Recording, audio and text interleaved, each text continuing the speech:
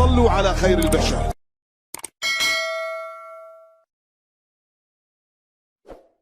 شكرا للزميل العزيز أمين السبتي. تحية طيبة مشاهدينا الكرام متابعينا في كل مكان عبر قنوات بي ان سبورتس. يوم جديد من أيام كأس إفريقيا تحت 23 سنة والمقامة حاليا في المغرب.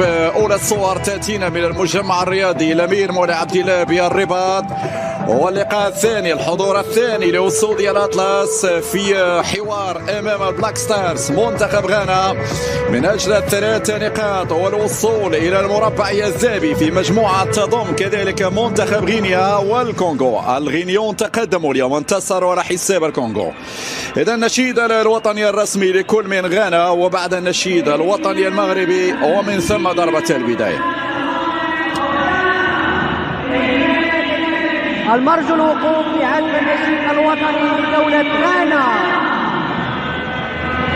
الوحيد زكريا يلعب بعد ذلك الصباري العرضية منه أمير ريتشاردسون، يبحث عن الزلزولي الكنترول. أمير ريتشاردسون يعيد الكرة لأيمن الوافي. الزلزولي بعد ذلك في خطأ. نعم التدخل كان واضح، وبالتالي ضربة حرة للزلزولي العرضية. الجول مبكر للمنتخب المغربي. نعم أسامة العزوزي يفتتح باب التسجيل للمنتخب المغربي بعد مجهود رائع لبلال الخنوس وعبد الصمد. الزلزولي من الجهة اليسرى، الزلزولي ومن رفع الكرة هو من هيأ للعزوزي، يتمكن بعد ذلك من التسجيل. 1-0 في توقيت ممتاز بالنسبة للمنتخب المغربي. برافو العزوزي. هذه الإعادة مجددا، لحظة السلام راية ذكي. الزلزولي يمرر كرة لريتشاردسون قبل أن تستقر في الشباك بعد ذلك، لكن الفار لا زال يدقق في هذه اللقطة مشاهدينا الكرام قبل اتخاذ القرار من طرف باتريس ميبيامي. إذن فعلا الحكم يؤكد مشروعية الهدف لعناصر الوطنية مشاهدينا الكرام بعد التأكيد من في الموسم القادم مع نادي برشلونة. اللمسة جميلة.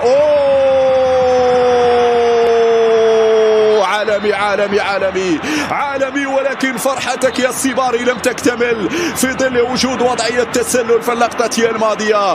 كمية جميلة هذه اللمسات، كمية رائعة هذه الفنيات، كمية جميلة هذه الجملة التكتيكية الثنائية لعبت بسرعة، لكن في نهاية المطاف ليس هناك تسلل، ليس هناك. ليتأكد من اللقطة الحكم في هذه اللحظات. نعم الحكم يقر بمشروعية الهدف. قلت لكم مشاهدي الكرام بأن الوضعية كانت سليمة بالنسبة للصباري الذي تفنن في التسجيل. لعبة ثنائية من أروع ما يكون بين يانيس بقراوي كذلك اللاعب اسماعيل الصباري الذي يدون ثاني الأهداف. هجمة تدرس حتى الكرة الطولية، لكن الواحدي بعد ذلك الخلف. سيطرة ميدانية مطلقة لعناصر الصرب. انطلاق من فاتاو ماذا سيفعل فاتاو؟ يضغط عليه أسامة عزوزي. الحكم يقول ارتكبت خطأ يا أسامة، وبالتالي ضربة حرة لفائدة المنتخب الغاني. المنتخب الغاني. فاتاو يتقدم. فاتاو رجوع الزلزولي. هنا التسديدة. فنان يا سلام يا فنان. هنا الصباري ديبو كامير مادي حتى تحت الضغط. المنتخب المغربي يعرف كيف يخرج، وهناك خطأ وبالتالي ضربة حرة لفائدة المنتخب المغربي. أسرع الكرة بين ممتازة. الصباري العرضية وجول. كان قريب يانيس بقراوي امام المرمى، كان قريب من تسجيل الهدف الثالث. يا سلام على اللمسه منك يا الصباري. لم اكن مخطئا عندما قلت بان الصباري هو افضل. الكره بعد ذلك 1-2. الصباري جول جول جول جول جول جول جول جول. بلاي ستيشن يا ناس. تيكي تاكا هنا مغربيه باللمسه الواحده. يمتع، يتفنن الآن أسود الأطلس والكل يتفاعل مع هذا الهدف الرائع. هدف على طريقة الكبار، هدف فيه الكثير من الإبداع، هدف فيه الكثير من الفنيات، هدف فيه الكثير من الدروس يا أسود. 3-0. أنا قلت لكم بأن المنتخب المغربي جار من الجماهير الغانية كذلك اللي قدم الترشح لسنوات وسنوات. ان شاء الله هذه المره تكمل التسديده لا زالت صعبه، والهدف الاول للمنتخب الغاني ياتي لحظات قبل نهايه الجوله الأولى. فاطاو البقيه اعتقد ادامس يكمل الشباك. اذا النتيجه تتغير. منتخب غانا لم يهدد كثيرا مرمى على أبا العروش، لكن هذه ثاني فرصه يتمكن من خلال داخل الميدان. هنا التسديد والهدف الثاني لفائدة المنتخب الغاني. تسديدة قوية صاروخية باليسرى هنا في أقصى الركن الأيسر لمرمى الحارس على أبا العروش. شوف الثقة كيف رجعت للمنتخب الغاني، كيف رجعوا في المباراة وكيف قلصوا الفارق في مناسبتين. الآن الحكم ما هو قراره؟ يرفض الهدف. الحكم يرفض الهدف. الحكم شاف بأن الكرة تجاوزت الخط. هذه الإعادة أمامكم.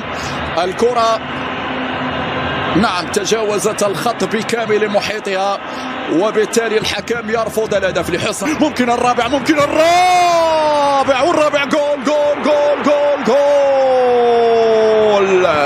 الزلزولي تابع، الزلزولي أكملها بعد الأولى من الصباري. الزلزولي في الوضعية المناسبة. نعم جاءت اللحظة التي يظهر فيها الزلزولي، جاءت الدقيقة التي يسجل فيها الزلزولي. نعم ثالث أو رابع الأهداف، والهدف الشخصي الثالث له في هذه البطولة. الزلزولي الذي الخامس ممكن الخامس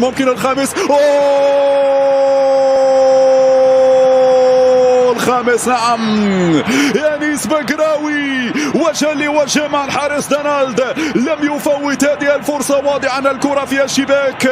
كما ترى يا الزلزولي، أنت من صنعت الهدف، أنت من هيأت الطريق لياسين بقراوي الذي انفرد بحارس المرمى. مباراة كذلك عبد الصمد. الزلزولي صنع هدفين وسجل هدف إلى جانب الصباري، واحد من نجوم المباراة. يانيس بقراوي يعود ليسجل مرة أخرى، يعود ليزور الشباك مرة أخرى. من هنا البداية، ومن هنا أصل الرواية، ومن هنا كانت الهربة والانطلاقة للزلزولي. عبر الزلزولي.